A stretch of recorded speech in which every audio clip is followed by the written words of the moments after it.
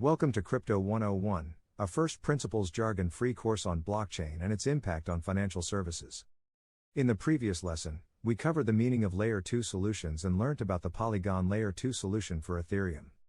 This lesson is dedicated to understanding a Layer 2 solution for Bitcoin, called the Bitcoin Lightning Network. In this lesson, we will cover a theoretical overview of the Lightning Network. In the next lesson, we will review the practical aspects of the Lightning Network, including processing transactions. Consider what happens when you are at a bar and open a tab with the bartender. Say you have 4 drinks each of $10. The bartender keeps swiping your card each time. But in the end only one transaction of $40 is broadcast to your credit card issuing bank.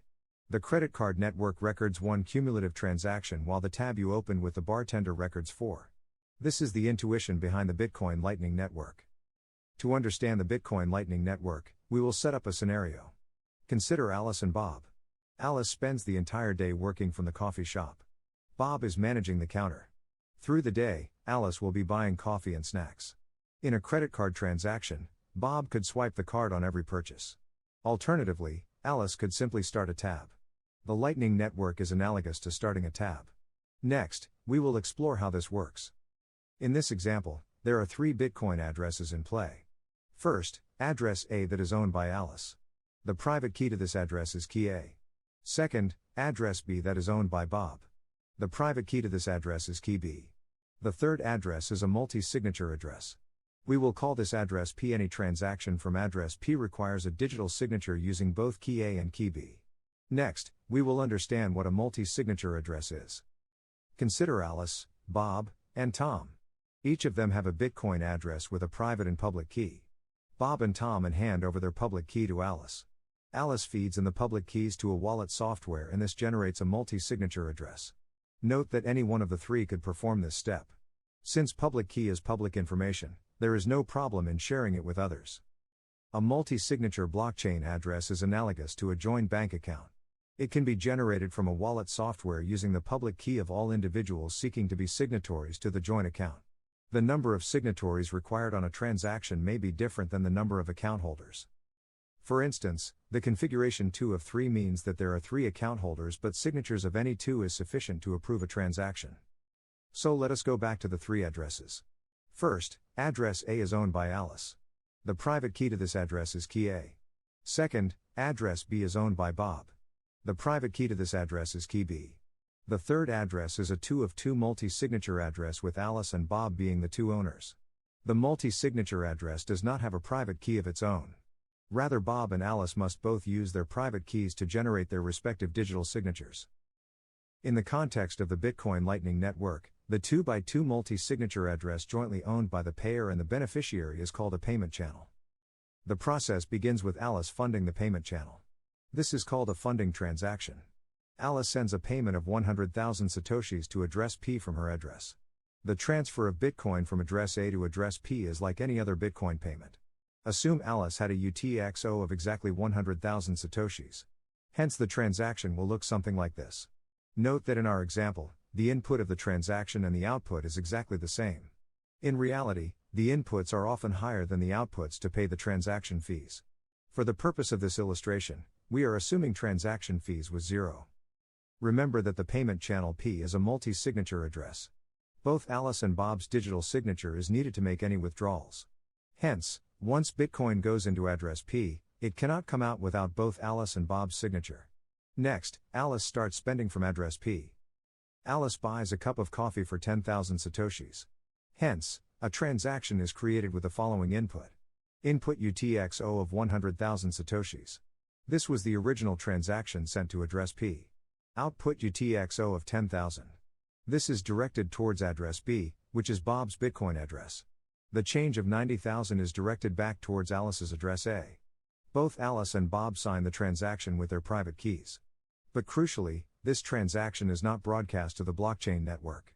Such transactions are called commitment transactions as Alice is committing to pay but not actually paying. Now Alice buys a bagel. The price of the bagel is again 10,000 satoshis. A new transaction is created. This transaction effectively overwrites the old transaction. Input is still the original 100,000 satoshis. The output is now 20,000 to address B. The 20,000 represents payment for both the coffee and the bagel. A change of 80,000 is returned to address A. Both the old and the new transaction remains in the Lightning Network. The transactions are being created in the Lightning Network, but they are not passed to the blockchain. Alice now gets a sandwich which costs 30,000 satoshis. So, now we have a third transaction that overwrites the first two. Input is still the original 100,000 satoshis. The output is now 50,000 to address B. The 50,000 represents payment for the coffee, the bagel and the sandwich. A change of 50,000 is returned to address A. Alice and Bob keep signing each transaction with their private key but are not broadcasting to the blockchain network. So far then, on the main Bitcoin network there is only one transaction, which is the funding transaction.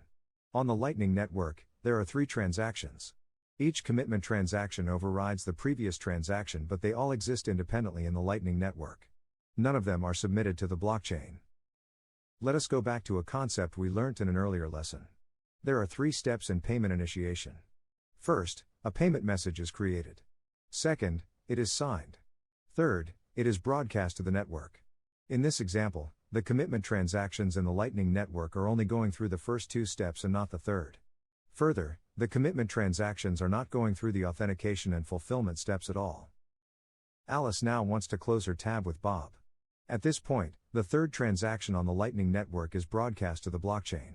It is as though the first and second transactions never happened. Since Alice and Bob were attaching their digital signatures to every commitment transaction, the final transaction that is broadcast is like any other Bitcoin transaction. Note that in this example, only the first transaction that funded the payment channel and the final commitment transaction was recorded in the blockchain. The final commitment transaction is analogous to the bartender closing the tab and broadcasting the total amount to your credit card issuer.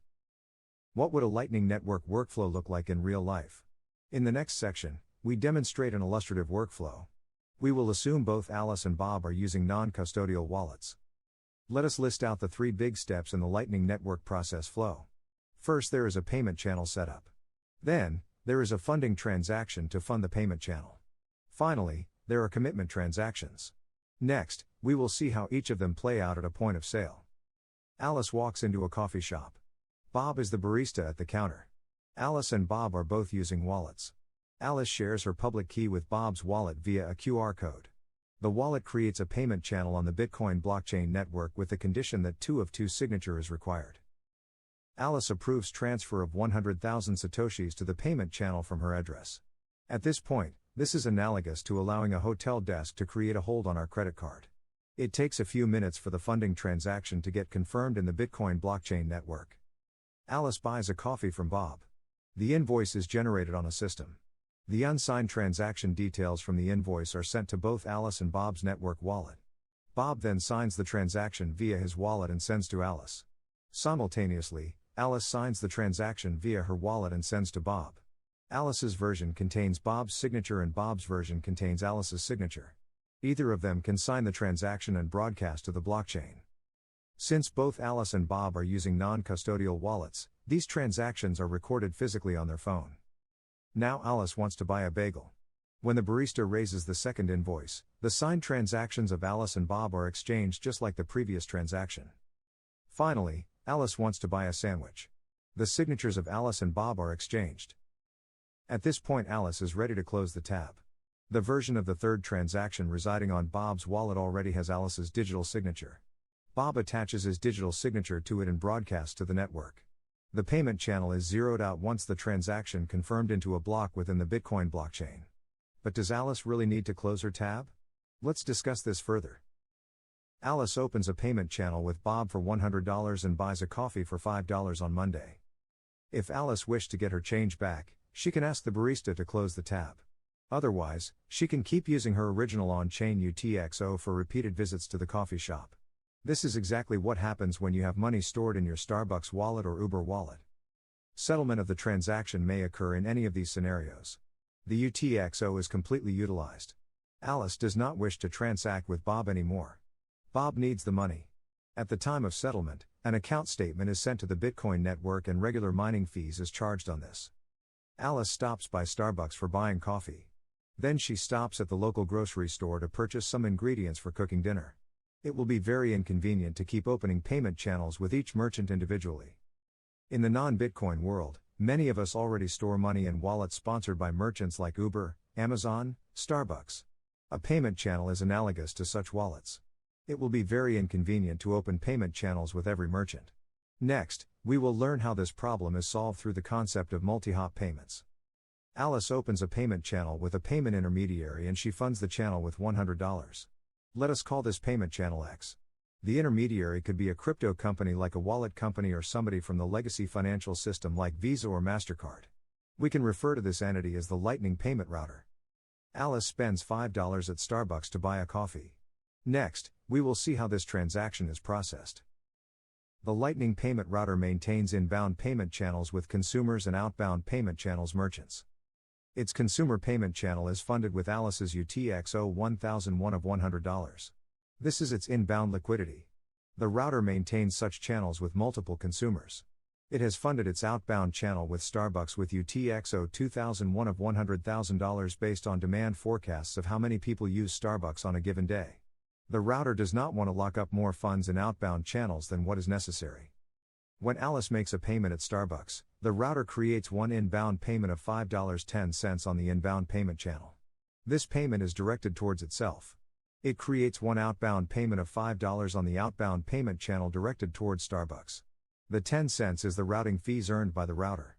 Note that for visual simplicity, I am not showing the approximately $95 change UTXO on the consumer payment channel and the $995,000 change on the merchant payment channel. The workflow where two parties pay via an intermediary is called a multi-hop payment. There may be a long chain of intermediaries between the payer and the ultimate beneficiary. Next, we will explore this concept. Alice scans her wallet at her local grocery store. She does not have a payment channel open with the grocery store. However, she uses a payment channel with router A. The grocery store is on the network of router B, C and D. A decentralized routing algorithm determines that router A has a payment channel with router C. Next we will see what occurs. There are 3 payment channels. Payment channel 1 is between Alice and router A. Payment channel 2 is between router A and router C. Payment channel 3 is between router C and the grocery store. Router A debits Alice and credits itself on payment channel 1. Router A then debits itself and credits router C on payment channel 2. Router C debits itself and credits the grocery store on payment channel 3. This is a 2-hop payment. Routing fees is earned by router A and router C. This is because they are providing outbound liquidity in channel 2 and channel 3 respectively. The routing fees is the reward for locking up funds in those outbound channels. To become a router, a person has to lock in funds on outbound channels with multiple merchants. The total amounts locked in outbound channels is outbound liquidity. This would encourage consumers to fund inbound channels with the router. Otherwise, it would be like using a wallet or credit card that is not accepted widely. The total funds locked in on the consumer side is inbound liquidity. The more inbound liquidity a router has, more merchants want to join on the outbound side. This becomes a virtuous cycle. The most efficient path to routing is determined by Lightning Network algorithm. A well-connected router is more likely to selected by the algorithm and will earn greater routing fees. Anybody can become a router. This requires an individual to fund outbound payment channels and incentivize others to open inbound channels with them. A payment router should operate their own Bitcoin node instead of relying on the node of a wallet company. This way the router can ensure that his node is running 24/7 and his private key is secure. Otherwise, he is endangering funds locked in both inbound and outbound channels. The routing fees is determined by the router in a decentralized way but must be competitive with what others are offering. There are trust challenges in the Lightning Network. For instance, what if you open a payment channel with someone and the other person disappears? In traditional banking, we do not open joint accounts with strangers. Similarly, what if a payment router takes your money and doesn't send it to the intended recipient? Such trust challenges are solved in the Lightning Network through algorithmic rules that operate behind the scenes and is coded into the Lightning Network software. Learning about these rules is outside our scope. In the Lightning Network, transactions are exchanged between the Bitcoin nodes of the parties involved. These nodes are often run by the wallet companies of the two parties or more in case of multi-hop payments. Hence, the enforcement of the rules of the Lightning Network are only done by the nodes participating in the transaction. In the Bitcoin network, each transaction is validated independently by thousands of nodes. We can conclude that the Bitcoin network is more secure while the Lightning Network is more efficient. The reason is that the Lightning Network transactions are not broadcast to the blockchain except at opening and closing a payment channel. Hence, Lightning Network is ideal for locking in small amounts of money for low-value transactions. This is similar to how people behave in traditional finance. They may keep bulk of their money in JP Morgan but keep small amounts locked up in a PayPal wallet. We can now visualize Lightning Network as follows. The Bitcoin network records the official Bitcoin holdings of any individual. An individual can lock in a subset of her BTC in a dual signature Bitcoin address called a payment channel. A record of all transactions occurring within the payment channel is maintained outside the Bitcoin blockchain with the mutual consent of the two signatories of the payment channel. Eventually, the record of transactions is incorporated into the main network. In this lesson, we covered the Lightning Network theoretically. In the next lesson, we will cover the practical aspects of it, including processing a transaction on the network. Before proceeding to the next lesson, please review the summary of this lesson.